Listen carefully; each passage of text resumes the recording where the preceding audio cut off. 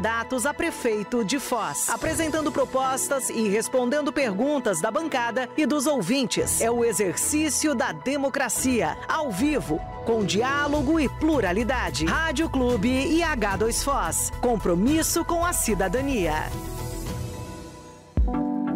Muito bem, são 11 horas e 2 minutos dessa boa manhã de terça-feira, dia 3 de setembro, temperatura na casa de 22 graus em Foz do Iguaçu, e a partir de agora estamos começando mais uma edição do nosso programa 2 em 1, essa sabatina de entrevistas com os postulantes à Prefeitura Municipal de Foz do Iguaçu, e hoje conosco está o general Silva e Luna. E para me ajudar a conduzir o bate-papo, a entrevista, está comigo Paulo Boger. Bom dia, Paulo. Bom dia, Moacir, bom dia a todos que nos acompanham. Pois é, essa é uma contribuição que os dois veículos, Portal H2 Foz e Rádio Clube, dão a esse processo democrático que a gente vive, e ele só é possível, claro, com a confiança dos 7 candidatos a prefeito que confirmaram suas presenças e estão participando dessa jornada aí que vai até na próxima terça-feira, Moacir. Lembrando só uma pequena regra, a gente organizou essa série de entrevistas em ordem alfabética conforme o nome de urna dos candidatos a prefeito. Distribuímos tempo igual para cada um em 2 blocos com um pequeno intervalo. E hoje, como você falou, temos o candidato a prefeito general Silva e Luna, da coligação Foz em primeiro lugar, que tem como vice Ricardinho, Moacir. Exatamente, um espaço amplo para conversa, para a gente saber a proposta de cada candidato. E a gente já começa conversando com o general Silva e Luna. General, bom dia, obrigado pela sua presença. Bom dia, Moacir, bom dia, Paulo.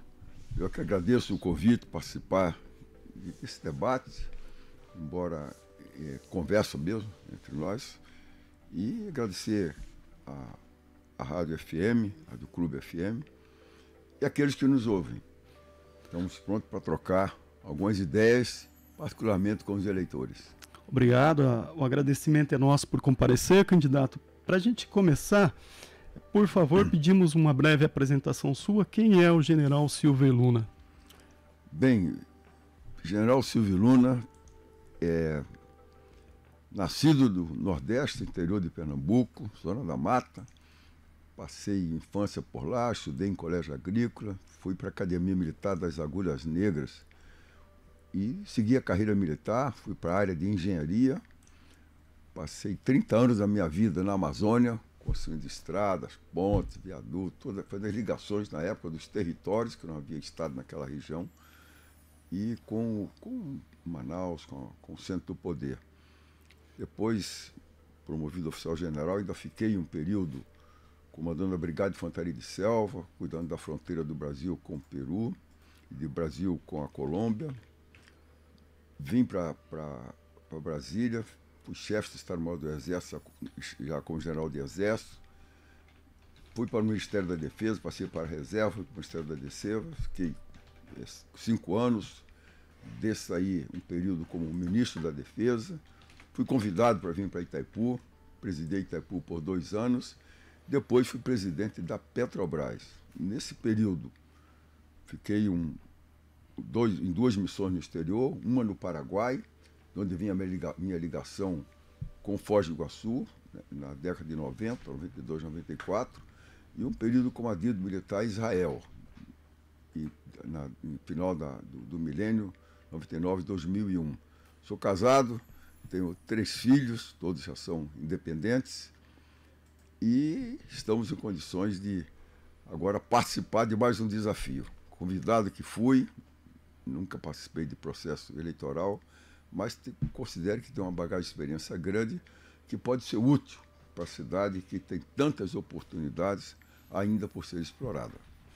Candidato, nós temos aí 15 dias de campanha de rua, campanha gratuita, o horário eleitoral gratuito em rádio e televisão já começou. Quanto o senhor pretende gastar em sua campanha eleitoral? Já deu para fazer uma previsão?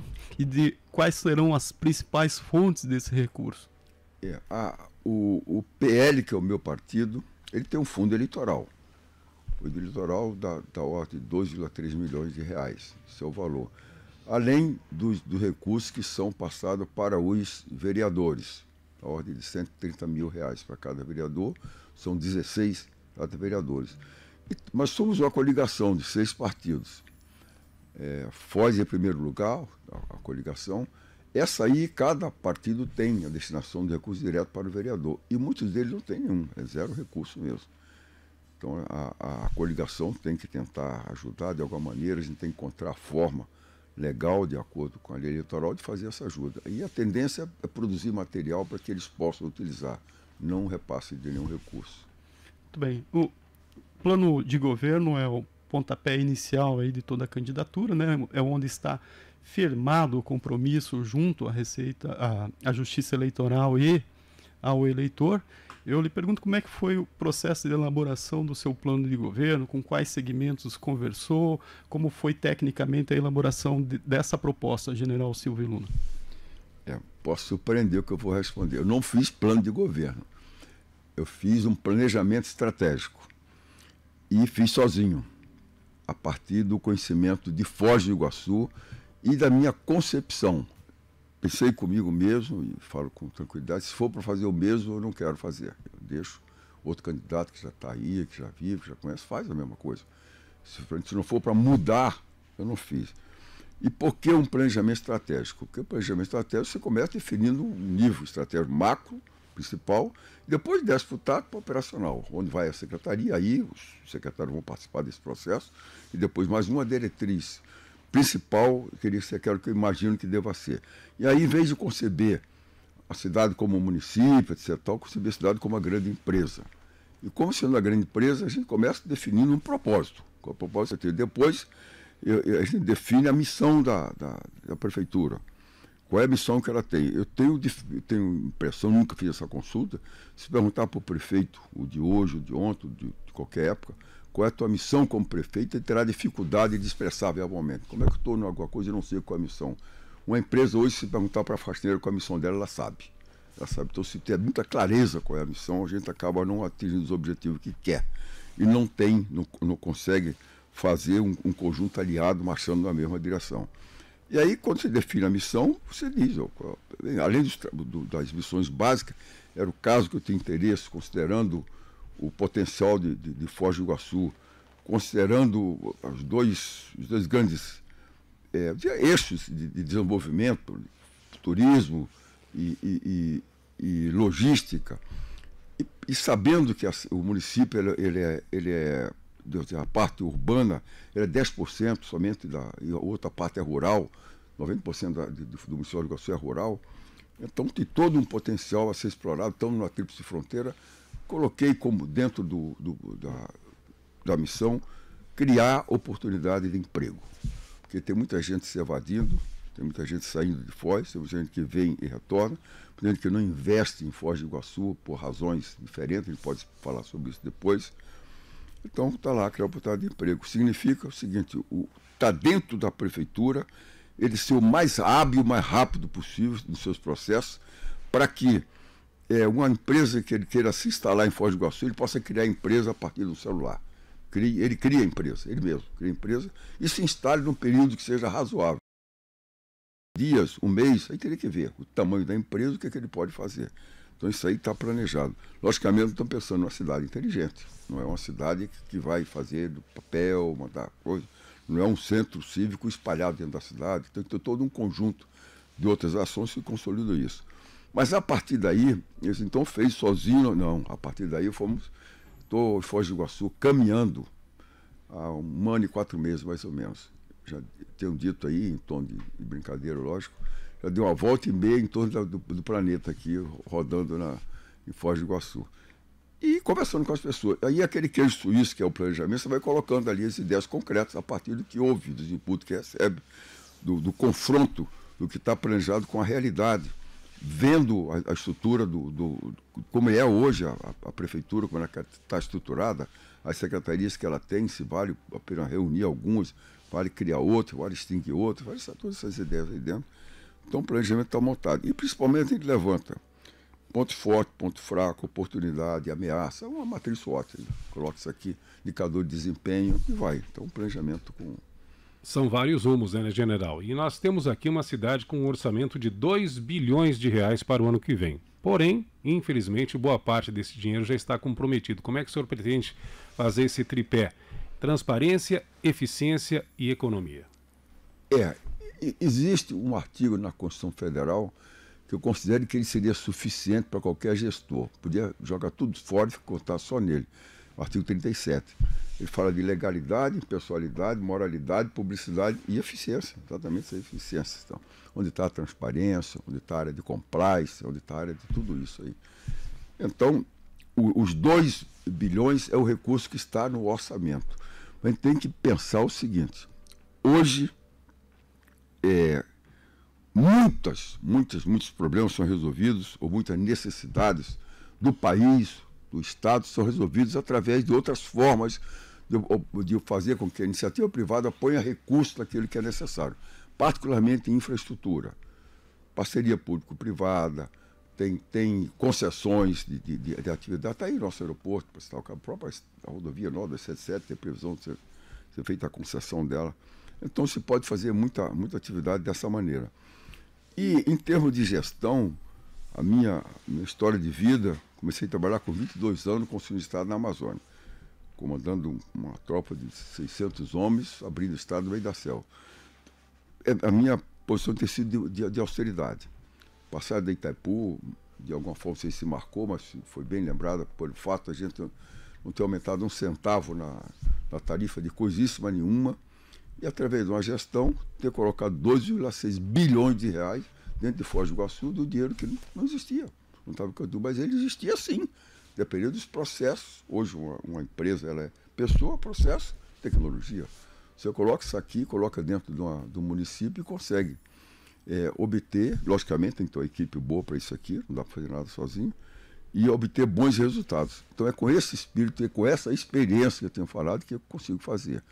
Há um comprometimento grande, a gente pode falar sobre isso mais à frente, do governo do Estado conosco, porque não tem outra cidade no Paraná que tenha o potencial maior que Foz do Iguaçu. E não explorado, eu diria, sei lá, 30% dele não foi explorado.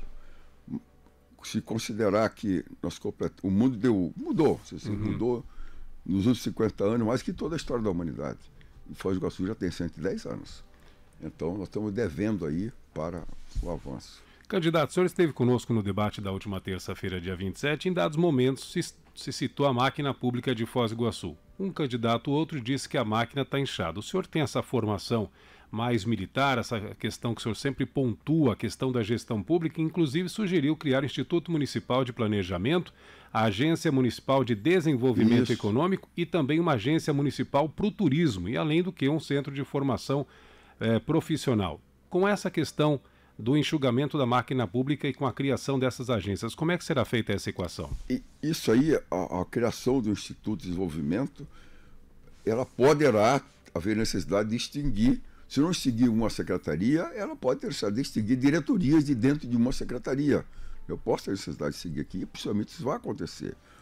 Cria uma interface melhor, vou botar aqui com o Codefós, por exemplo, que é um instituto aí que tem uma cooperação muito grande a prestar para a cidade, porque ele ouve tudo que é empresário, conversa com todos eles, e percebe que às vezes o pessoal não considera isso, mas já está ouvido, o empresário já foi ouvido, já foi conversado com ele. Eu li, tivemos uma conversa semana passada, 10 minutos para cada candidato, falar alguma coisa. E tinha que assinar um termo de que se responsabilizava com aquilo. Eu comecei dizendo, vou começar pelo fim. Eu começo assinando o termo. Porque eu já tinha lido o termo. Porque tem aqui uma grande cooperação. Então a gente se abastece com esse tipo de informações e aproveita. Quem vive no local, quem conhece, é a melhor fonte que eu tenho de informação. Então, assim, logicamente tem ideias que tem que trazer inovadora, de experiência de grandes empresas. Mas essa aí tem que incluir. E isso aí permite o enxugamento. Vou dar um exemplo aqui bem pequeno, não quero estar voltando no passado, mas com 4 meses de Itaipu, quando a gente juntou a empresa toda aquilo, ficou empregado fora, nós tínhamos 13 superintendentes sobrando. Ou seja, eles faziam a mesma coisa em locais diferentes. Isso aí permitiu mandar esse pessoal embora? Não, reaproveitado, deslocado para outro lugar. Então, com isso aí é possível, com esses institutos, agências de desenvolvimento, avançar com um planejamento, principalmente planejamento de longo prazo, para que o investimento de hoje ele possa se desdobrar para 30 anos, enxerga a Foz do Iguaçu para 30 anos. Não dá para fazer tudo de um mandato de governo, sei lá, 2, o que for. Mas se ele começar a avançar numa direção e chegar no ponto de não retorno, ele vai seguir. Sair de que a ponte estava concluída. Ainda não está funcionando, mas vai sair. Essa ponte não tem como parar, vai ser interrompida. Mesmo a perimetral se arrastando, mesmo com dificuldade, muda-se o contrato. Então, a ideia é essa aqui. O Instituto significa enxergar Foz do Iguaçu a longo prazo. Quando a gente enxerga a longo prazo, é como que faz dieta. Eu enxergo o meu eu do futuro, eu enxergo como é que vai ser meu eu do futuro, então eu enxergo como é que ela será no futuro. E começo a construir desde já olhando para aquele ponto. Eu tenho uma direção, não vou guiar pelo GPS, mas vou guiar pelo Waze, vou em função das mudanças, em função da conjuntura, fatos novos, fatos supervenientes, a gente vai colocando e vai ajustando o planejamento. Mas eu tenho uma direção e tenho uma proposta. Paulo, a gente está com bastante perguntas aqui para o nosso candidato. Você quer continuar com esse assunto ou abrimos para algumas perguntas? Vamos abrir. O morador tem sempre prioridade aqui, né? Já que o senhor falou de gestão, general, nós temos um ouvinte aqui. O seu vínculo com a Itaipu é ad eterno aqui em Foz do Iguaçu. As pessoas lembram do senhor no comando da Binacional. E temos uma pergunta do nosso ouvinte que diz o seguinte: quando o senhor estava gerindo a Itaipu Binacional, os royalties repassados para Foz do Iguaçu e para outros municípios lindeiros são mal aplicados ou podem ser melhor utilizados? Eu sempre considero que pode ser melhor utilizado, mas a tarefa da Itaipu, pelo tratado, isso não é nem assunto de anexo A, B, C, nada disso, é do tratado mesmo, ele impõe o pagamento do royalties. Pegou o royalties, isso aí fica com o município. A definição de como ele vai utilizar é dele. A Itaipu não entra no mérito, não presta conta, não diz nada. Apenas tem o valor que ele tem que ser repassado. Eu me lembro que na época aqui havia uma queixa desde a criação de Itaipu em Guaíra, no dia de Assunção, no dia que ela estava assumindo o cargo, porque ela perdeu aquelas belezas naturais que tinha lá, tudo, e não, o que ela recebia por causa da área inundada era pequena. E havia quase que uma comoção, ou uma decisão que deveria ser mudada, que essa compensação deveria existir. E ela passou, o único município que não obedece à área molhada, vamos dizer assim, do município. Ela recebeu e esse documento foi assinado na minha chegada aqui, do mesmo dia que assumi, porque eu sabia disso, pedi para o presidente na época, seria uma boa demonstração de como nós estamos vendo a cidade, como é que nós chegamos lá com um ato positivo. Foi feito isso. General, o Geraldo está lá até hoje agradecido. E o senhor sendo eleito, ou seja, o senhor do lado de cada balcão recebendo esses recursos. Aqui na nossa cidade há muitos setores que criticam as sucessivas administrações por destinar muito do royalties para custeio da máquina administrativa e pouco para investimentos. Como é que o senhor vai lidar com essa questão? Eu pretendo, logicamente, sentar com a minha equipe, na área de fazenda, aí, sentar com ela para poder tomarmos uma boa decisão. Um orçamento é montado a partir de uma lei orçamentária, uma diretriz, depois uma lei orçamentária, que ela é definida como... Depois isso pode ser remanejado. Mas seria muito bom, e pretendo fazer isso, que a sociedade soubesse esse recurso recebido vai ser destinado a isso. O orçamento gerado pela própria prefeitura, ele vai fazer a gestão toda a prefeitura. Mas esse aqui tem uma destinação. Aí teríamos que escolher qual é essa destinação. Nós temos problemaço de infraestrutura. Vou pegar, onde é que é o centro cívico da cidade? Não temos. Onde é que fica a prefeitura? Não sabemos. Onde é que é a entrada de Foz do Iguaçu? Não sabemos. Como é que está o Show Rua? Está fechado. Como é que está a Vila Portes ali e o Jupira? Está isolado. Então, tem problemas desse tipo que são urgentes e estão se arrastando aí há muito tempo. Não tem solução. Então, colocar como uma destinação. Não vou dizer que seja só para a infraestrutura, mas colocar uma destinação. Tem um problema previdenciário para ser resolvido também. Tem dívida que precisa ser definido. Investimento monstruoso na área de saúde. Hoje, o grande gargalo nosso, eu diria que seria saúde e educação, onde a sociedade mais sofre hoje aqui, são nessas duas áreas. A cidade suja, aí por aí vai, muito problema. Mas a ideia seria definir em um ponto e dar transparência. Olha, está aqui, eu fiz isso, quando ele trouxe o pessoal para cá, cada recurso que era recolhido, ele prestava conta no final do mês. Né? Foi destinado à ponte, foi destinado ao aeroporto, foi destinado à duplicação da rodovia, foi destinado no hospital, foi destinado à Covid, ao lado velhinho, não sei o que foi colocando, Beira Foz. colocava isso aí, porque o nosso próprio pessoal interno, ele fica sabendo, o nosso empregado, ele sabe, eu estou construindo isso, ele diz, ó, eu estou fazendo essa coisa, porque ele sempre partícipe da solução. Muito bem. Legal. Respondido. Candidato, já que o senhor nos deu a deixa, enquanto o Moacir organiza outras perguntas dos nossos ouvintes, saúde, o senhor colocou um ponto crucial. Nós temos hoje um debate aberto sobre a federalização do hospital municipal. Isso envolve a transferência da gestão para a Empresa Brasileira de Serviços Hospitalares, uma autarquia ligada ao governo federal, que tem um acúmulo aí de questões em outras unidades em que ela gerencia esses hospitais universitários. Temos a chegada da UNILA para fazer essa parte educativa dentro dessa proposta, formação de médicos, etc. E temos uma dívida atual do Hospital Municipal. Como é que o senhor vê essa proposta? Como descascar esse abacaxi? É um abacaxi mesmo, para ser resolvido. A decisão da chamada de federalização, a criação da autarquia para receber esse pessoal que está sendo acolhido pela autarquia, a minha visão, ela tem, como todas as decisões, ela tem vantagens e desvantagens. A vantagem é que essa conta sai da mão do município, não é pequena.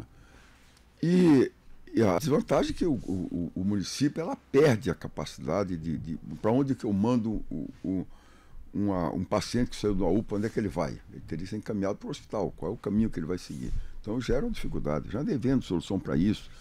Tem aquele poliambulatório aqui na Morenitas, ali dentro. Estive lá conversando com uma ONG, conversando com um proprietário. Ele deu uma solução, porque achei interessante. Disse, olha, para urgência, se houver necessidade, nós temos aqui do lado um posto de saúde, que se tirar o posto de saúde daqui, colocar no local que é barato construir, eu consigo 40 leitos para fazer cirurgia aqui, se for necessário. E esse é um recurso federalizado, então não cairia na conta da prefeitura. Fazer um outro hospital, então talvez não seja o caso. Tem a UNILA, que nós precisamos que o nosso pessoal que estuda no Paraguai, que são brasileiros que vão para lá, a gente quer o melhor médico, seja, mas eles têm dificuldade de fazer residência médica, não faz. Muitas vezes eles são mandados para fazer, eu sei porque eu tenho pedido, às vezes, que alguém foi mandado para lá fazer em Assunção, ele não está aqui, ele está morando aqui, a família está aqui, não tem condição de ir e voltar todo dia para fazer residência médica. A Unil pode permitir isso aqui, criar condições para isso. Resumo da ópera. Eu acho que é um acerto em termos de tirar essa conta da prefeitura. Mas ele vai ter que arranjar uma outra maneira do município ter um hospital. Como essa tarefa ela é do Estado, nós temos da 9ª região. Por que não ter um hospital regional que abarca tudo isso aqui? Seria um outro hospital para fazer. Se tiver para ser uma solução imediata, eu citei essa aqui do poliambulatório que eu pensei. Vamos supor que dê tudo certo, seja eleito, ano que vem eu tenho que começar o ano já com esse problema na mão. Tem que ser resolvido. Isso aqui já é uma solução que a gente tem aqui na manga para começar o ano. Né? Mas é um caminho. E a autarquia, para que todo o pessoal que está hoje no hospital, ele seja remanejado para algum local. Não vai ficar solto, perdido aí. Então é mão de obra de qualidade, precisa ser 100% aproveitada. Ou na rede municipal, ou ficando na autarquia, ou ficando no próprio hospital. Na sua gestão, esse pessoal que hoje trabalha no hospital municipal tem garantia de emprego dentro das formalidades previstas? Eu diria que 100% sim. 100% sim. Muito bem, general. Tem uma questão também que as pessoas falam das filas nas unidades básicas de saúde. Muitas pessoas pulam a unidade básica de saúde e já vão direto para a UPA porque sabe que lá na unidade básica de saúde talvez não receba o atendimento e também falta talvez a comunicação de como funciona a unidade básica de saúde para uma UPA. E a gente viu, principalmente, o senhor foi gestor durante a pandemia aqui em Foz do Iguaçu, o senhor estava na Itaipu Binacional e viu a cidade totalmente apavorada com o que acontecia. A pandemia foi embora, mas as filas continuam. Em dados momentos aumentam. Tivemos no ano passado a questão da dengue. Como é que o senhor pretende também ver essa questão das filas em Foz do Iguaçu? A fila eu diria que tem uma série de caminhos a ser percorridos para poder se resolver. Primeiro tem que aumentar a capacidade de atendimento. Assim, antes de falar de gestão. Para de atendimento, o hospital atende até 7 horas da noite, por que não esticar esse tempo, aí ficar muito mais tempo? E falei com o diretor do hospital, falei com o médico. Sim, ele recebe por cirurgia que ele faz. Então, seria aumentar esse tempo. Por que não ter pelo menos 4 postos de saúde, 4 UBS aí, funcionando 24 horas, particularmente para atendimento infantil, com pediatra lá dentro, que normalmente é o problema que dá à noite. Criança tem que ir nas 4 regiões. Isso vai reduzir muito fila. E também, agora vem a parte de gestão. A parte de gestão tem a ver com... Eu não tenho um sistema integrado, não tenho uma informatização onde eu posso saber que uma pessoa não está numa fila, noutra fila e noutra fila. Isso a gente sabe que acontece. Não há uma higienização da fila. Ninguém sabe se eu sou o 200 ou sou o 30, que a metade já foi embora, já saiu, foi atendido em outro local. E essas queixas existem, ou essas informações existem. Que a fila não é bem aquilo que ela está representando ou está indicando. Então precisaria de uma gestão melhor. E aí é tecnologia mesmo. Tem que botar uma rede hospitalar. Existe programa pronto para isso aqui. Numa das fases da minha vida, como ministro da Defesa, eu cuidava do Hospital das Forças Armadas. E teve que implantar todo um sistema informatizado, onde a pessoa tinha todas as informações. Recebi em casa uma informação, olha, mulher, você tem que repetir o seu exame e tal. Recebi a informação, está na hora de fazer o teu preventivo. Vacinação, não sei o que lá e tal. Então, uma série de medidas tomadas que pode ser feito. E aí acaba com a fila também. A pessoa não precisa estar lá esperando. Ele pode clicar no aplicativo e demonstrar a necessidade que tenha, cai numa central, tem locomoção, não tem, agora passa aí um veículo do SAMU, pega a pessoa e leva na UPA, onde estiver mais próximo, em condições de atendê-lo. Então isso aí pode reduzir muito a fila. A higienização da fila é definir as pessoas, porque se ele tiver informatizado e só tem uma ficha de controle, e tem maneira de fazer isso rápido. Eu estou pensando no ano seguinte já, começo do ano. Como é que eu começo no ano do ano? O sistema chama de barramento, você pendura todo o sistema velho que tiver, pendura nele. E depois esse sistema vai se acabando. Eu vou melhorando, vou terminando, no final fica um sistema único. Então tem todas as informações centralizadas. Isso vale para o banco, isso vale para a prefeitura na área de documentação, vale para tudo. Eu até digitou o nome ou o CPF da pessoa, dali eu vou pegar todas as informações que eu preciso. Aí vão estar todos os exames também que precisam ser feitos. Então, entra a gestão, mas logicamente tem uma dose boa de tecnologia aí dentro, né, para poder acompanhar e simplificar. Muito bem. Mudando um pouco de assunto, saímos da questão da saúde, Paulo. Tem um ouvinte perguntando com relação a um programa existente, general, que é o Repar Foz, que utiliza mão de obra local para os MEIs que estão em dia com os impostos, pequenos e médios, prestarem serviços na prefeitura, para escolas, CMEIs, postos de saúde. Essa vontade vai continuar? Esse programa o senhor pretende continuá-lo? Sim. Falei que na missão criar oportunidade de emprego. Até programa, até no projeto, até Gari do Bairro, a gente tem isso aqui. Esse é um projeto Gari do Bairro. Nosso amigo, nós temos um contrato do lixo aqui, de 15 anos. Andei vendo para ver o que é que tem, de como é que é o contrato, como é que é feito, está sendo renovado, vai até 2028, por aí, mais ou menos. Consegui conversar com uma das pessoas que trabalham nisso, até para ter ideia. Falei, vem cá, todo o contrato, porque ninguém está satisfeito com a limpeza da cidade. Ninguém está satisfeito. Nenhum morador, nada, pela sujeira, pelo lixo, pelo resíduo que é colocado. Então, vem cá, todo o contrato, normalmente a gente sabe que o contratado está sempre pedindo reajuste de preço, reajuste de prazo. Por que o inverso não existe? Eu não estou satisfeito com o meu trabalho, não está bom. Então, talvez tenha que haver uma caminhada no sentido inverso. A pessoa me olhou assim, um pouco meio preocupado, falei, eu vejo isso. Hoje ninguém é satisfeito de uma fiscalização desse teu trabalho e você não entrega aquilo que está contratado. Porque tem muita coisa que não custa em nada, de poda de árvore, limpeza, pintura de calçada, lixo, tudo que é lado. Quem quiser quer ver lixo, vai uma ida na Vila Porta, no final da tarde, 6 horas da tarde, para ver o que é lixo ali, o pessoal que compra ali dentro, como é que está tudo jogado, caixa quebrada, tudo rodando. Algumas pessoas que querem fazer algum lixo reciclável, estão por lá, o restante está no meio do lixo.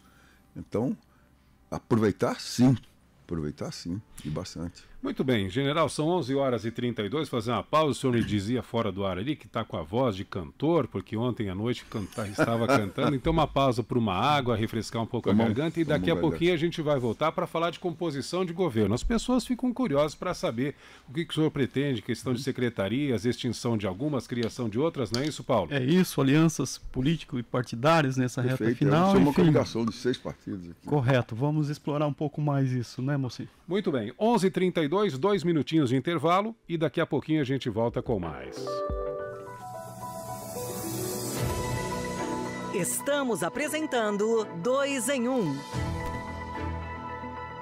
Cassino Del Este. Cassino Del Este. Muitos prêmios, alegria e diversão. Diariamente, sorteios de tickets com crédito para jogar. Transporte gratuito de quarta a sábado. Chame no WhatsApp 45 988 21 9205. Cassino Del Este, de segunda a quinta, das 8 da manhã às 2 da madrugada. Sextas e sábados, 24 horas. E domingos até às 2 da madrugada. Mais informações no Instagram, @Cassino Del Este. Instituto Odontológico Dr. Valmir Lavinic, especialista em implantes, periodontia e estética oral. Conta com uma equipe de dentistas especializados em procedimentos odontológicos como lentes e facetas dentais, harmonização facial e ortodontia. Possui tecnologia de última geração em alinhadores ortodônticos invisíveis, em DTM e dor orofacial, em endodontia e clínica geral. Ligue agora mesmo para 45 3523 4335 e agende uma avaliação. Rua Belarmino de Mendonça, 110,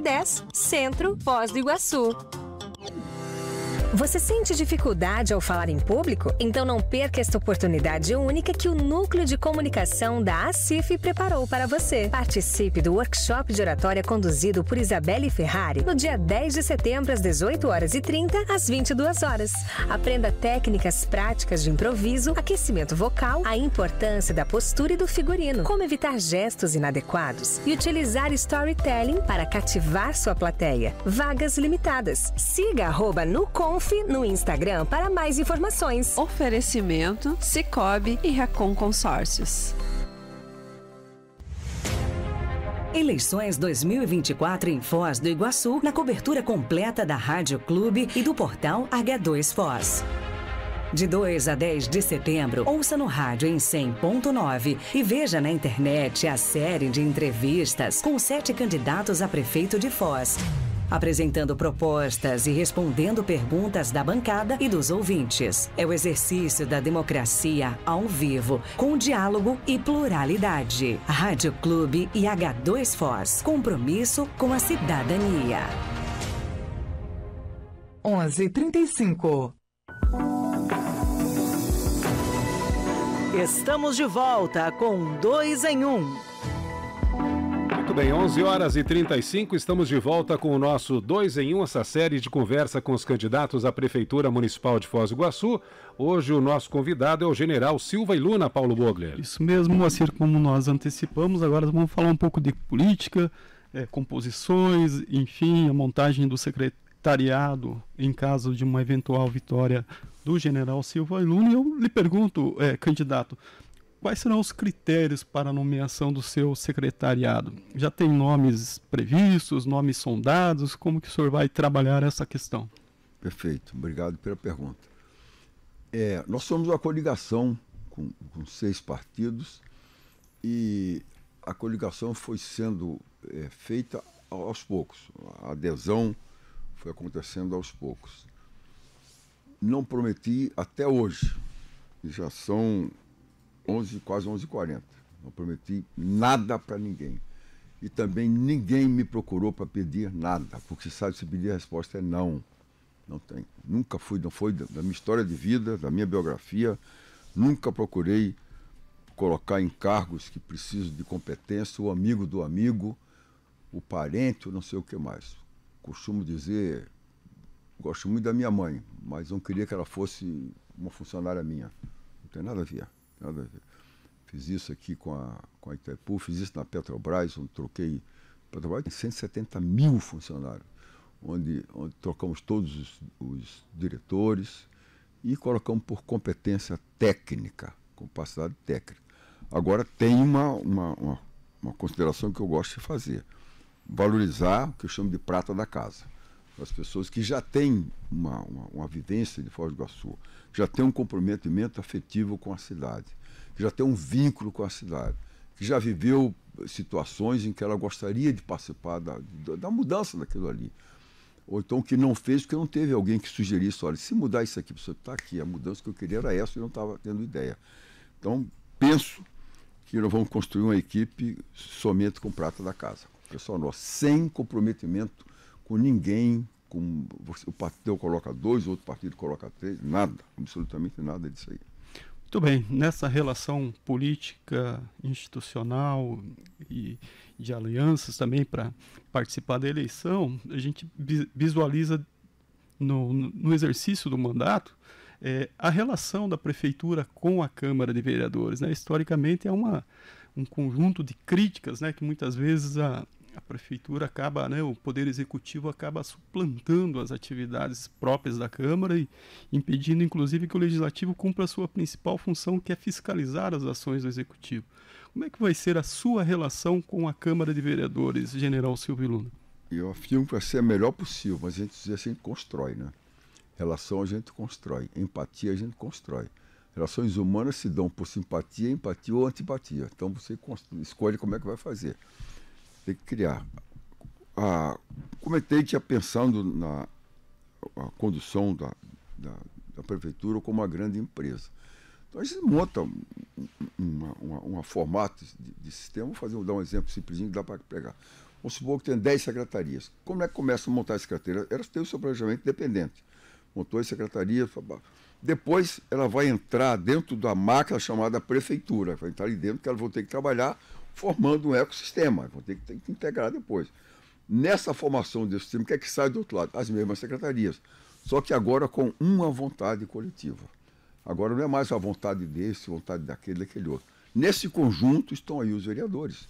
Foi eleito por qualquer partido. Não imagino que o vereador eleito por Foz do Iguaçu ele quer trabalhar contra Foz do Iguaçu. Ele vai ter que alinhar. Não, mas eu queria... Não, agora vamos estabelecer uma prioridade, depois faz o que é feito simultaneamente, pelo recurso, o que é feito sucessivamente. Isso aí, o orçamento, as definições da prioridade, a gente faz junto. Vamos conversar e vamos tratar desse tema. Porque senão as pessoas, cada um chega com a ideia e aí deixa de ter uma prefeitura. A prefeitura tem que ser um conjunto, mas sobre a mesma direção. A soma dos vetores tem que dar uma resultante maior possível. E para isso tem que ter uma vontade coletiva, um alinhamento. Isso aí, como é que é possível fazer?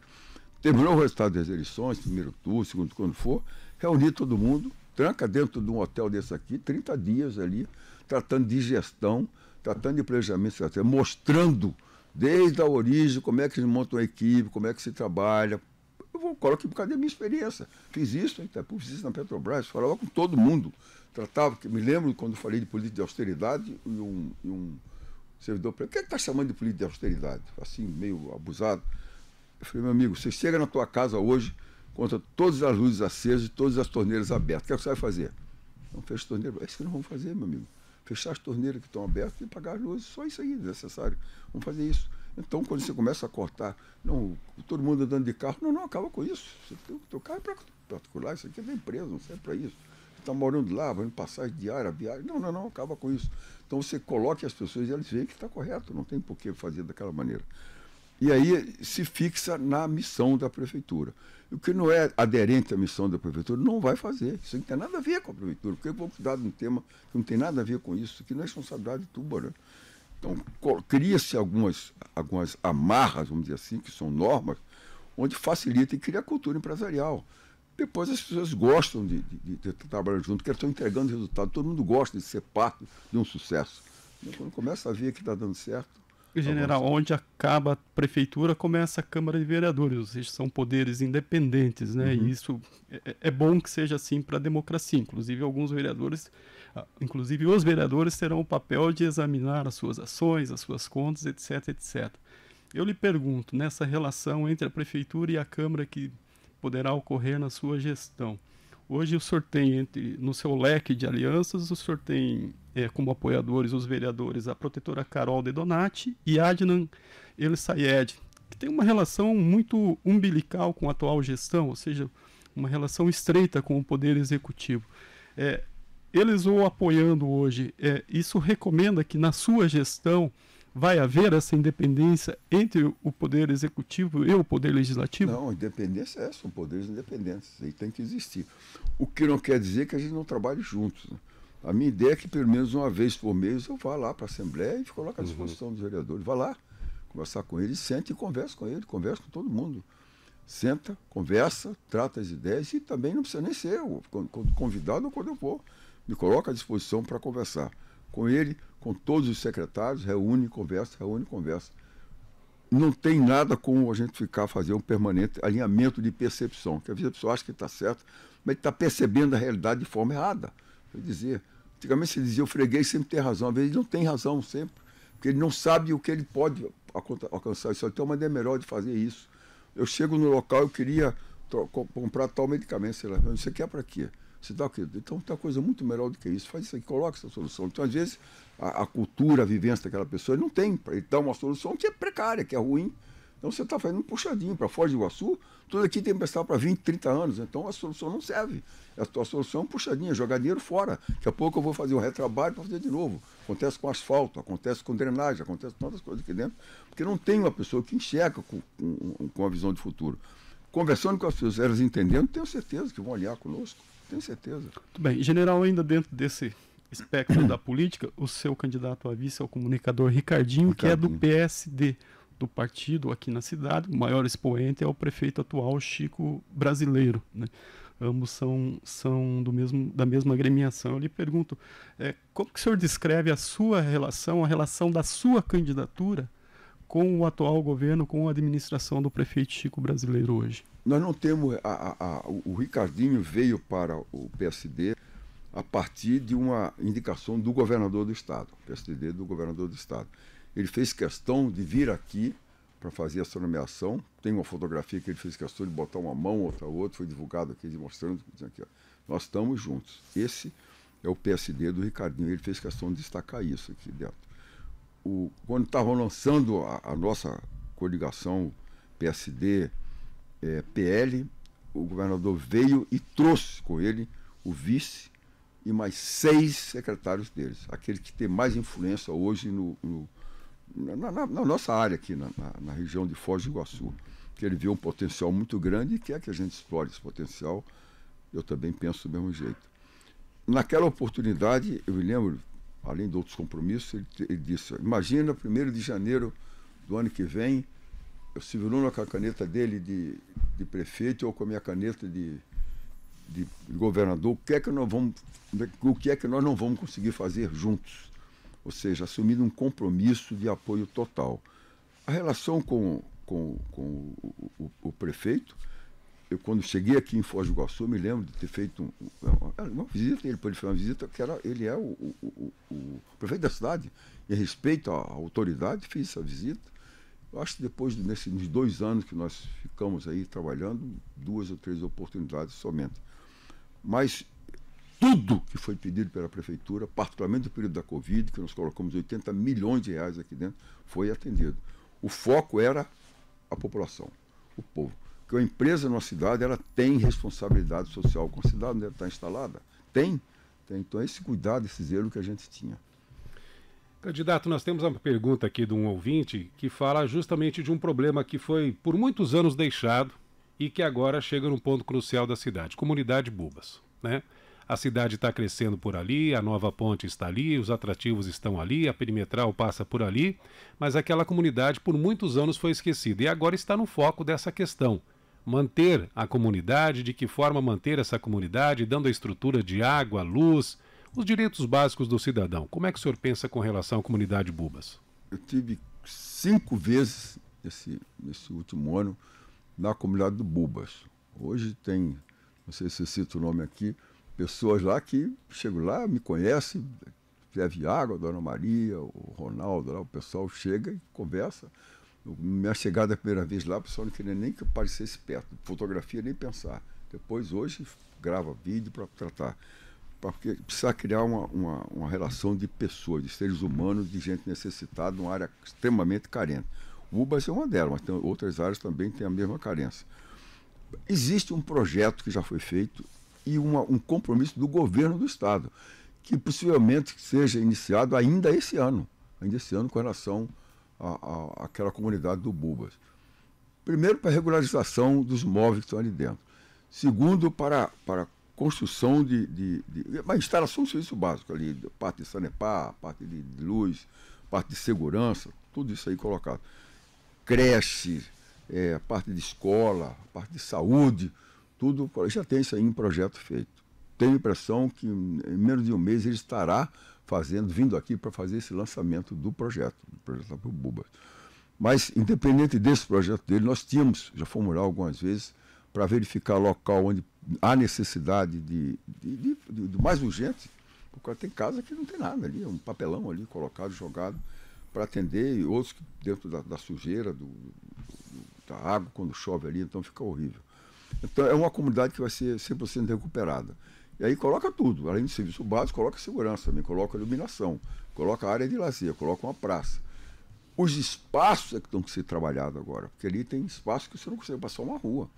Ali tem uma construção junto, então vai ter que fazer alguma construção que tenha ser verticalizada, colocar mais uma residência junto, ou então fazer um outro tipo de distribuição. E dá para as pessoas a legitimidade da posse daquele bem que está ali dentro. Não adianta fazer diferente disso. O pessoal não tem posse, não tem propriedade, não tem domínio. Se quiser pegar R$10 emprestado no banco, ele não tem como dar o recurso para poder uma garantia. Então, ele dá uma dignidade para as pessoas fazer. Esse projeto tem. Mas tem outras áreas também. Tem bolo, tem queijo, essas comunidades aí abandonadas que as pessoas estão na mesma situação. Tem da ordem hoje de 35 mil famílias, né, residindo em áreas cujo é invasão, assim, ele ocupa uma área que não lhe pertence. Muito bem, general, a gente está encaminhando para o final. Foz do Iguaçu sempre viveu dessas fases, né? Se você voltar 40 anos no tempo, era a Itaipu com a sua obra que mantinha a cidade, não havia uma preocupação com esse futuro. Depois termina a obra da Itaipu, é a explosão da Muamba aqui em Foz do Iguaçu nos anos 90, com o advento da informática. Posteriormente, vem a nova aduana, há uma limitação na fiscalização, virou a cidade uma loucura que ninguém sabia mais o que fazer, até me lembro muito bem, quando o prefeito de Cidade del Este fez uma convocatória para dizer para não colocar a aduana. Isso em 2005 e 2006. Posteriormente, o turismo começou a ser uma viabilidade para Foz do Iguaçu. Quando o turismo começa a decolar, vem a pandemia e fecha tudo. Ou seja, não se pensou uma matriz econômica diferente para Foz do Iguaçu, além do turismo? Hoje eu diria que tem duas matrizes econômicas: logística, turismo. O turismo, pela sua vocação, pela sua uma tríplice fronteira, por ter belezas naturais que o mundo não tem, até belezas artificiais como a própria Itaipu, está numa tríplice fronteira, são 3 países, e a maior tríplice fronteira da América Latina, que circula em torno de 1 milhão de pessoas em torno da nossa cidade, gravitando. Temos 3 aeroportos internacionais no raio de 30 quilômetros, isso aí não tem em parte nenhuma do mundo. Temos 3 pontes internacionais ligando a Foz do Iguaçu. Então tem um conjunto de fatores que recomendo que o turismo continue sendo um ponto forte na cidade. Tem, em termos de leito de hotéis, o 4º maior quantidade de leito do país, né?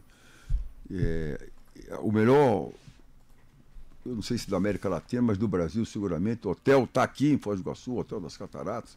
Então tem uma quantidade muito grande de atrativos que as pessoas gostariam muito de visitar.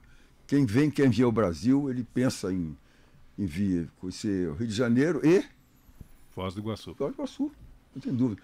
Quem não vem, que não consegue pensar no Rio de Janeiro, por exemplo, vai a Machu Picchu, vai a Cusco, lá no Peru, ele quer vir a Foz do Iguaçu. Tanto é que já tem contratados, ainda em fase de conclusão dos processos, voos diretos dos Estados Unidos, voo direto do Panamá, voo direto de Recife para cá, pessoas que vêm visitar e querem vir a Foz do Iguaçu.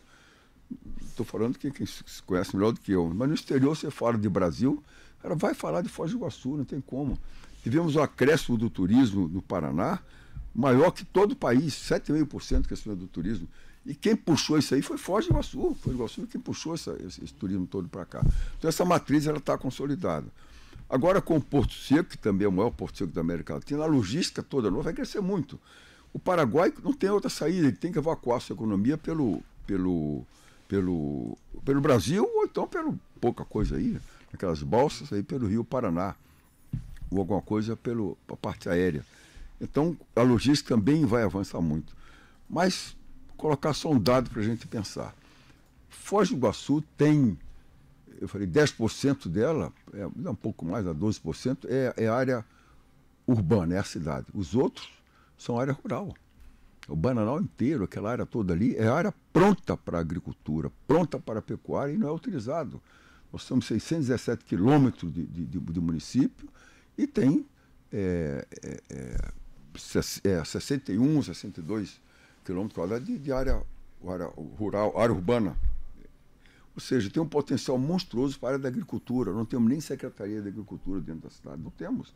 Não há estímulo para isso. A gente vai no SEASA aqui, 6 horas da manhã, que a gente teve essa oportunidade, chega lá, o que é que tem aqui que é produzido pela agricultura familiar? Pouca coisa, mas você mandar direto para as escolas. Você tem um contrato direto feito para as escolas.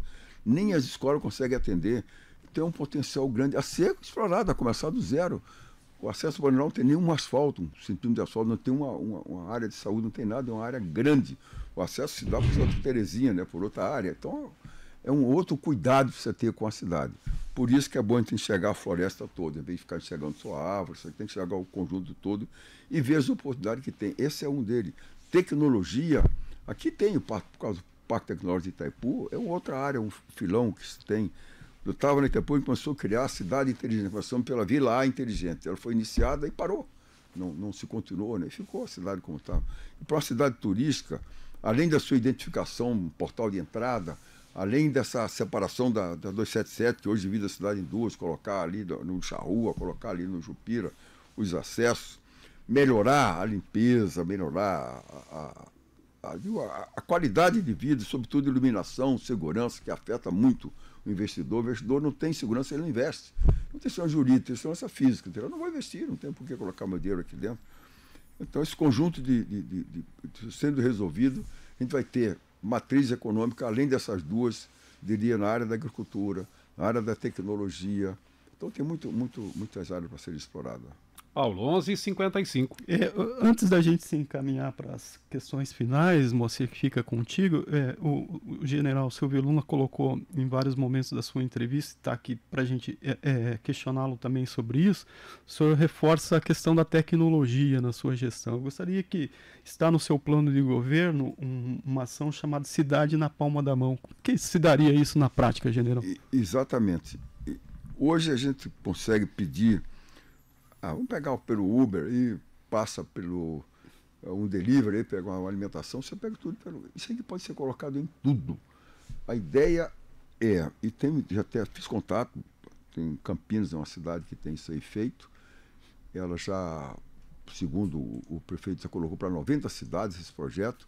Trazer esse projeto para cá, primeiro vai lá, visita, verifica o que é que tem, o que é que eu conheço, o que é que pode ser acrescentado, e transformar Foz do Iguaçu numa cidade inteligente. Você ter tudo na palma da mão. Não precisa de fila, não precisa de ir na prefeitura, não precisa de vários locais, eu consigo resolver tudo na palma da minha mão. Ou seja, eu digito aqui, tem informação. Eu digito aqui, se tiver um paciente meu lá no posto médico, eu vou vir aqui, está lá escrito lá no painel, sem febre, eu sei o que lá e tal, tu vai digitando, coloca todas as informações que precisa ter, eu tenho aí dentro para facilitar a vida, particularmente do turista, porque o turista internacional ele já tem essa vivência, ele já tem isso nas suas cidades, ele já vive um pouco dessa tecnologia, e chega aqui, ele não consegue saber onde tem um local para ele comprar um sanduíche, não consegue saber onde é que fica a rua tal, porque nem rua aqui tem identificação, as ruas são sem nome, sem nada, né?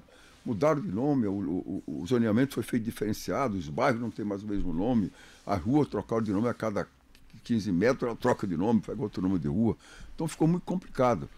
A ideia, quando eu tiver isso aí tudo identificado, então a palma da mão significa uma cidade tecnológica, 100% tecnológica, com Wi-Fi para todo mundo, com ligação para todo mundo, com a rede de mobilidade urbana também, com horário de parada do ônibus, com horário de tudo isso. Mas isso é um sonho, isso aqui é Dubai mesmo. Não pode não ser hoje, mas ela vai avançar nessa direção. General, recorrendo ao seu poder de síntese, para a gente não extrapolar o tempo, temos várias perguntas na área de meio ambiente. Como o ouvinte tem prioridade, eu lhe pergunto, repasso a pergunta, qual que será a sua política pública para a preservação de rios e matas, né, dando esse excesso de cortes de árvores no centro, nos bairros, isso está por toda a cidade. O que o senhor pretende fazer rapidamente, general, por favor? A sustentabilidade é uma condição hoje exigida em qualquer tipo de atividade que a cidade possa fazer. Para os nossos rios, que é uma das razões da nossa crise de dengue aqui, uma capital da dengue, por causa do rio cheio de garrafa PET e tudo que é jogado para qualquer canto, nós temos projeto, fizemos o projeto do Beira Foz ali, inclusive estava na Itaipu, pagamos esse projeto, pega ali do Jupira, vai até perto da segunda ponte. Aí tem Monjoro, tem tantos rios aqui com projeto também já definido para a gente avançar com eles, porque nós não temos uma área de lazer. Foz do Iguaçu ela é precária em área de lazer. Árvores, a gente tem aquela... se eu tiver que cortar uma aqui, eu tenho que colocar outra lá, outro local, algum local. Mas ela precisa ser... dar mais, vamos dizer assim, mais visibilidade para a rua. Vamos passar uma rua belíssima aí, a Pedro Basso, por exemplo. Passar Pedro Basso é belíssimo, a gente vai tirar fotografia de noiva ali dentro no local, né? Porque é uma rua bonita.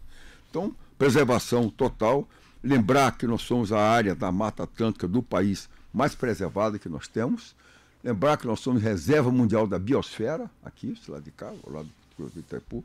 Já há um conceito de preservação do meio ambiente muito forte. Mas aí também tem a limpeza, tem aproveitamento do lixo, tem aproveitamento disso aqui, transformar em material biodegradável, de modo que ele não venha afetar o meio ambiente. Então o cuidado vai ser grande para isso, a limpeza, a poda de árvore, tudo isso. E mudar a forma de colocar a fiação nossos postes. A entrada da cidade, quem andar tem 21 quilômetros, não tem um fio em canto nenhum. O pessoal entrando ali vê tudo bonitinho, clarinho, não tem nada. Isso foi na época que eu estava aqui, né? Itaipu, nós montamos. Fio tudo enterrado, tudo guardado, facilzinho de ver. Não polui o meio ambiente, nem prejudica as árvores, está crescendo, derrubando o fio, puxando para tudo que é lado. Né? Então um pouquinho mais de gestão. Muito bem. É isso, Paulo? É isso. Candidato, conclusão da nossa entrevista. Para quem está nos acompanhando pelo rádio, pela internet, por que Silva e Luna merece ser o prefeito de Foz do Iguaçu? Eu diria que Foz do Iguaçu não é uma cidade qualquer. Uma cidade que uma pessoa pode chegar como um aventureiro e querer fazer. Não é o foco no passado. Tem que olhar pelo para-brisa, não dá para olhar pelo retrovisor da cidade. Não está vendo o que eu fiz no passado. É um gestor que tenha demonstrado que tem competência como gestor e tem entregue resultado. Eu diria que é um gestor ficha limpa. Não tenho dívida com nada. Já geri R$500 bilhão, 115 bilhões de reais no Ministério da Defesa. Aqui na Itaipu é menos 15 bilhões, mas é um valor significativo. O orçamento nosso não chega a 2 bilhões aqui de reais, é pequeno. Então, seguramente será feita uma gestão muito bem feita. Segundo, precisa ter um pouco de experiência internacional. Nós vivemos uma tríplice fronteira. Tem que ter uma relação muito boa com a Argentina, muito boa com o Paraguai. Isso aqui requer um pouco de traquejo diplomático. A própria vivência na Itaipu, como é uma binacional, as decisões estão tomadas por consenso, ela exige muito de diplomacia. Diplomacia é criar consenso, construir consenso para fazer isso aqui. Então, esse conjunto de experiência, comecei a trabalhar muito cedo, acho que ela agrega muito a Foz do Iguaçu e o que ela precisa. Mudar, precisa de mudança. Não precisa mais do mesmo, precisa de uma coisa nova, alguém que pense nova e que pense no futuro. Não faça puxadinho de solução, não tenha compadrio, não procure o amigo do amigo para trabalhar com ele. Procure o que tem de melhor. Foz do Iguaçu não dá para pensar pequeno. O Iguaçu merece alguém melhor. E a minha torcida é que a escolha que seja feita, que escolha alguém que faça por merecer essa cidade. Obrigado pela sua presença, general. Sucesso na campanha. Obrigado mais uma vez por ter atendido o nosso pedido. E a gente termina aqui o 2 em 1, lembrando que amanhã, nesse espaço, o senhor Paulo Bogler, às 11 horas da manhã, será o entrevistado Jurandir de Moura, o Latinha. Exatamente, dando... Marco Zero, onde tudo começa.